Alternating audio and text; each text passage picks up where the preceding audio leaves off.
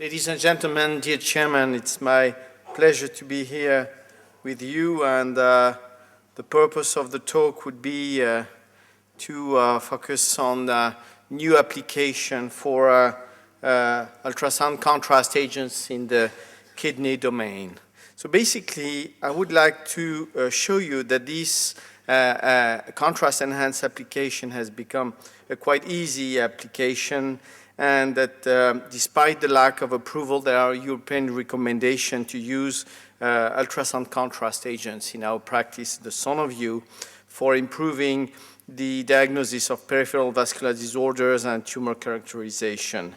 At the same time, you'll see that interventional ultrasound application is a growing field, and contrast-enhanced ultrasound can also play a key role for this. So basically, you all know the characteristics of the enhancement of the kidney after injection of an ultrasound contrast agent with a single arterial supply and a strong washing phase, starting in the cortex and followed with the medulla. There's no compartment pooling, there's no renal filtration or secretion of the microbubbles. This is the outline of my talk, and I would start with the examination technique, because I still think that this is very important to remember that it has come really easy, or as easy as performing the B-mode or color Doppler examination. Basically, you choose the appropriate transducer, and there's now a wide choice of transducers capable of doing contrast-enhanced ultrasound. Basically, we use the contrast-enhanced mode. We use a double screen, adjust the depth, and then depending on the transducer, we adjust the transmit frequency. My favorite transmit frequency is the lowest available, except for the curvilinear 1C6, where we prefer the 3.1 or the 3.3 megahertz. We adjust the acoustic power, adjust the gain and the focal zone, and inject. And now you can see that we inject almost 2 to 3 times less ultrasound contrast agents than before. The dose of 0.6 is almost our reference, and we move to 1.2 in difficult patients. In this case, you see 3 pictures of cystic renal cell carcinoma in a transplant kidney, and this patient had the follow-up, and that's why I'm able to show you the results of doing contrast-enhanced examination for identification of the lesion and characterization. And this is just one word. You look at how well we see the lesion and the enhancement with the cystic walls enhancing. But look at the difference when we use a higher frequency, the 10C3 transducer, for identification of the enhancement at the level of this lesion. I'm sorry, you see that even, my own computer is having some weak movement. Okay, so I'm sorry.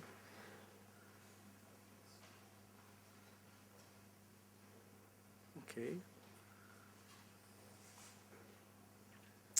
You see that PowerPoint is not very stable.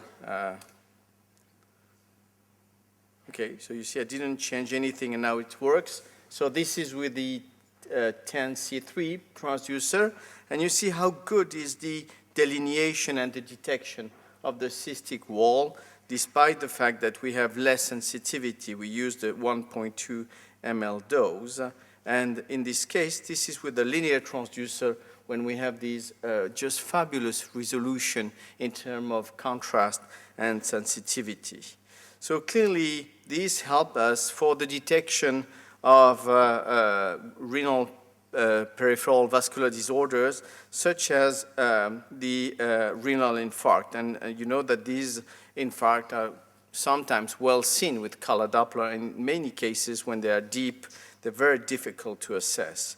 But this technique also opened the door for analysis and detection of other peripheral vascular disorders like ischemic disorders in this patient with a fibromuscular dysplasia. And you can note that in this case, there was no color flow detected at the mid and upper pole of the kidney, while you see the enhancement that is slightly delayed but still present, just reflecting the presence of a still reduced blood flow, but present blood flow. Of course, in some cases, we are facing some much more difficult situation where no Doppler, no color Doppler is detected, and we know that, unfortunately, the sensitivity of color Doppler, even in high-end good systems, is not reflecting the absence of blood flow. But in this case, even after injecting contrast, and you see the beats of the iliac artery here filled with the contrast, you see almost at 1 minute after injection, there's still no bubbles in the kidney, and this is the case of a total renal necrosis.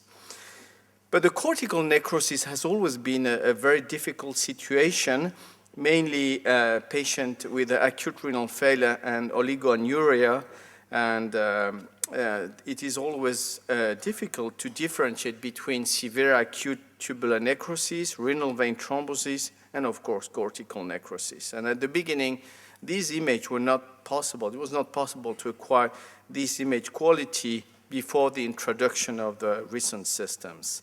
This is what we could obtain using the vascular recognition imaging, and you see in this patient this lack of enhancing subcapsular areas, just reducing the presence of this necrosis, and cortical necrosis was detected at an early stage, and the patient had very intense plasma pheresis exchange and anti-rejection drugs, and basically we saved the kidney, and this guy has still acceptable renal function with a creatinine serum level about 200. And I think this is an important message, is that we could save the kidney function by early diagnosis.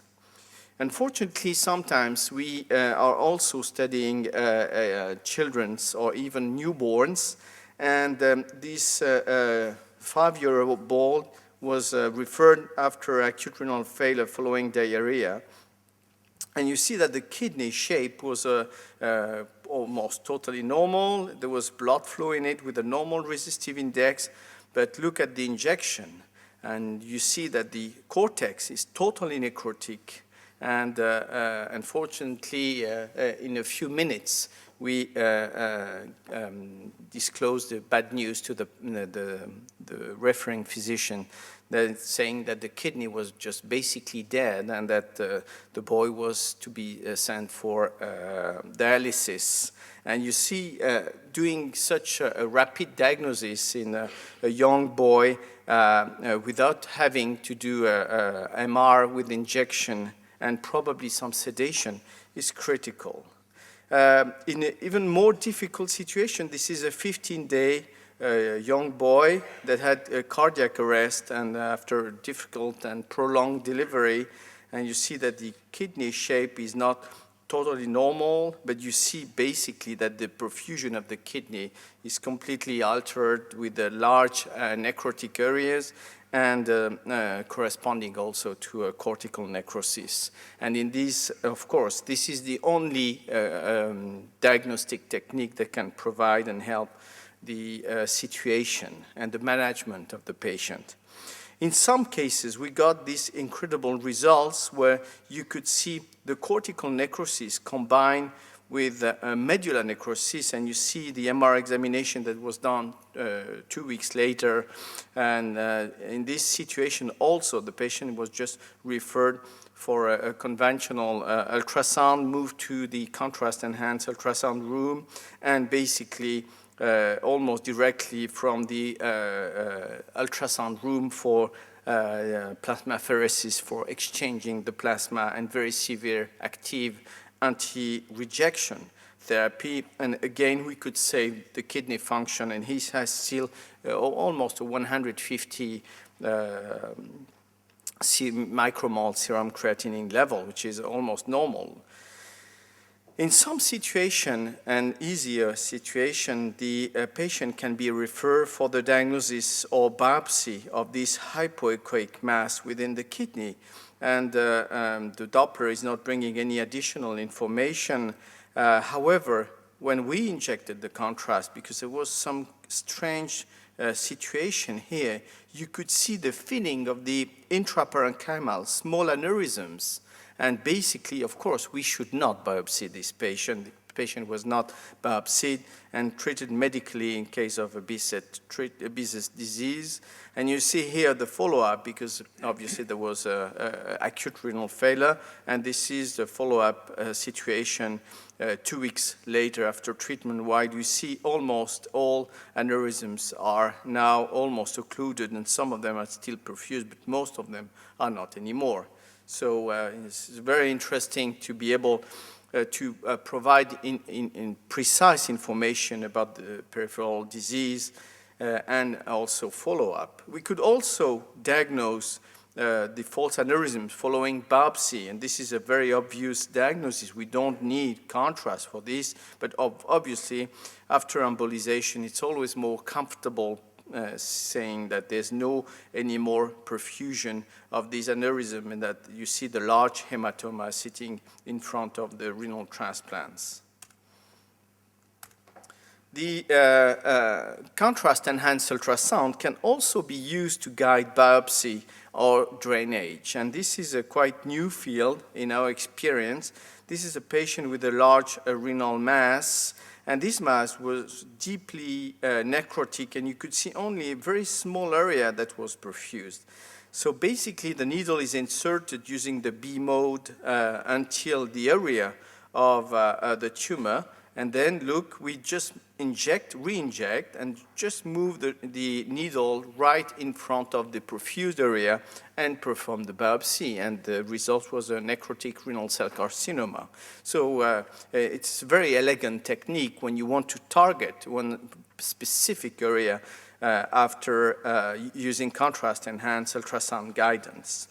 Let's see another difficult case of a young, well, rather young lady after committing suicide, and she had complex pelvic fractures and acute renal failure with a fever and abdominal pain. And you could see the very strange shape of the kidney and with a lack of perfusion in some areas.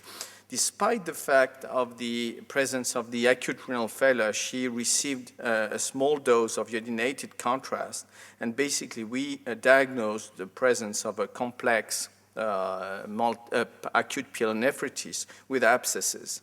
Of course, these women require treatment, and there was no question to re-inject this lady.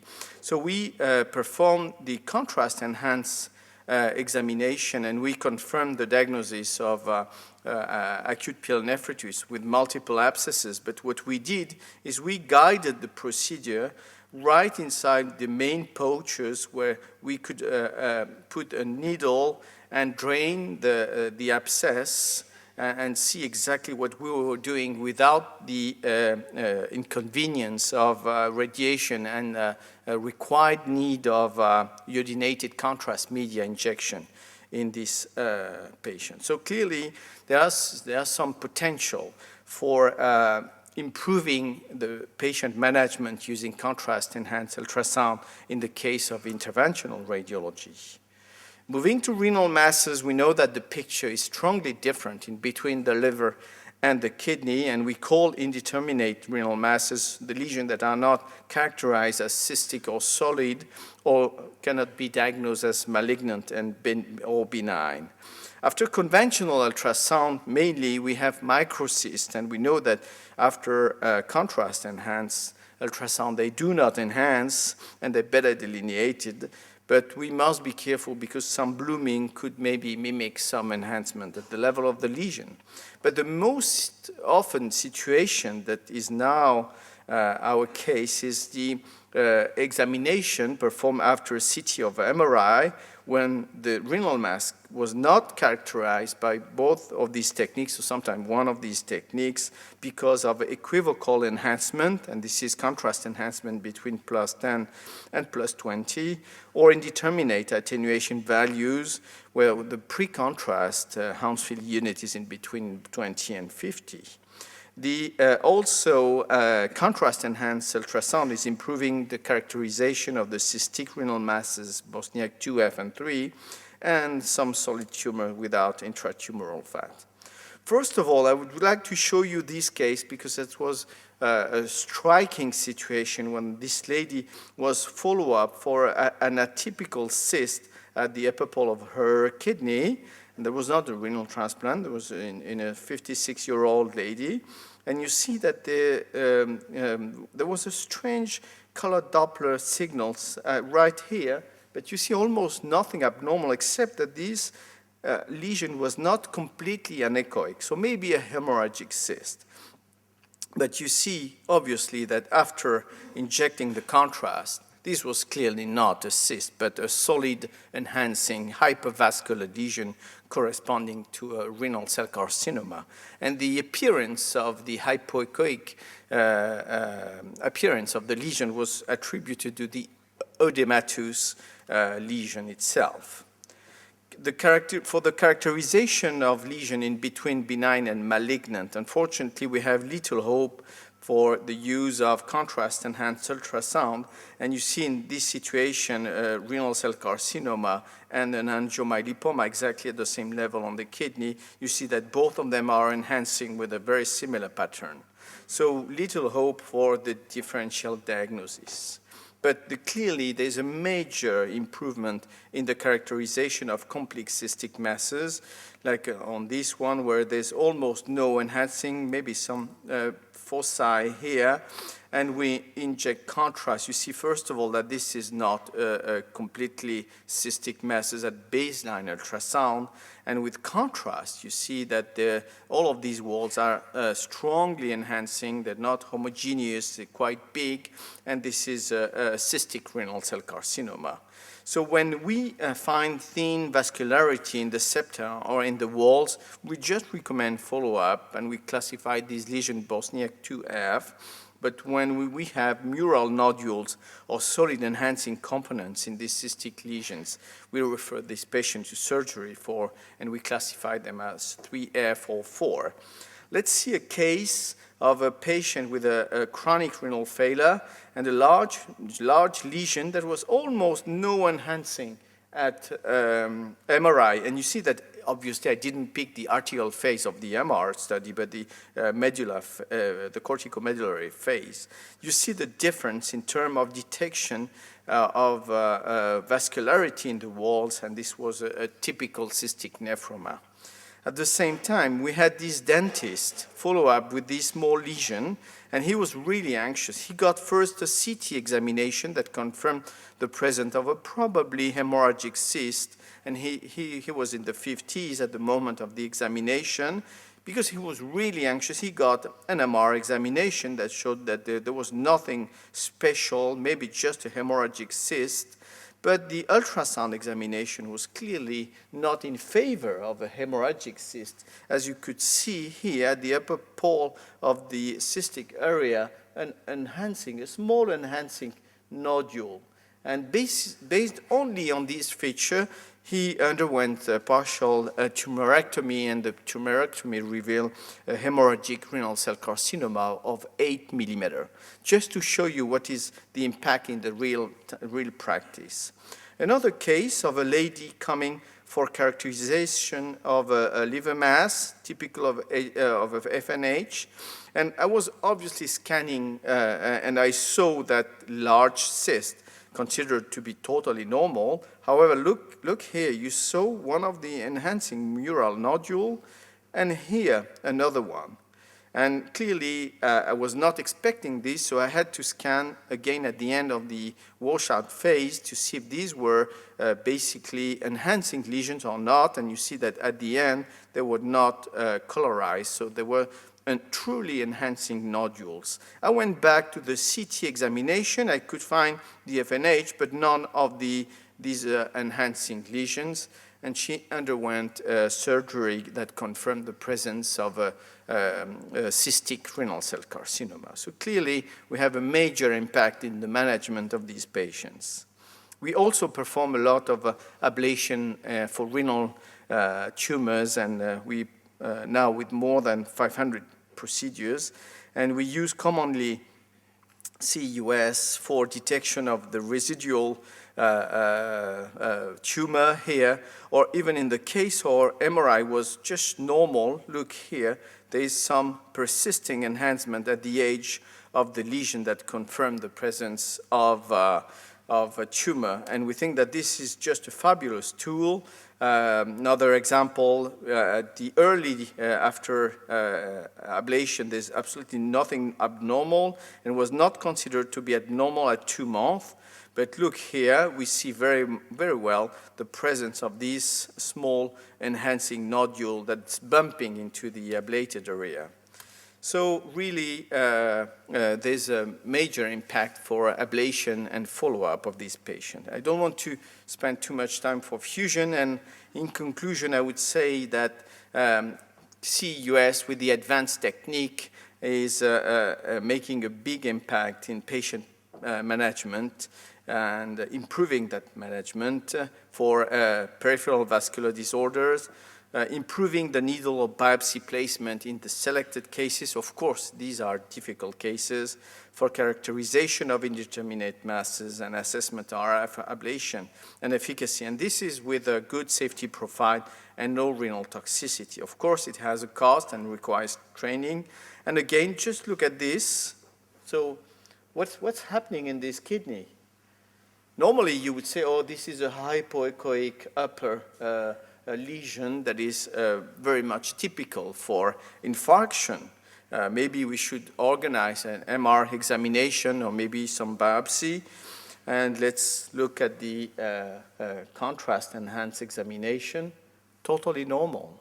So basically, this patient didn't get any additional examination, and we just concentrate, and the abnormal area is the hyperechoic one and not the hypoechoic one, and this was just due to prolonged acute tubular nephrosis. Thank you very much for your attention.